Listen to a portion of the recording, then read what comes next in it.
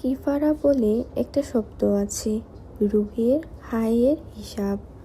অবিচার, বেঈমানি, অত্যাচার, কষ্ট এর যখন বিচার করা যায় না, কোথাও বিচার দেওয়াও যায় না, তখন শুধু সৃষ্টিকর্তার কাছে বিচার দিতে হয়, বা নিজে বিচার না দিলেও রুহের হায় লেগে যায়।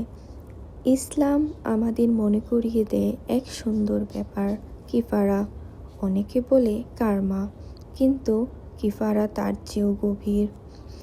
এটা আল্লাহর পক্ষ থেকে বলা, আমি দেখেছি তুমি কি সহ্য করেছ, আমি জানি আমি বিচার করব।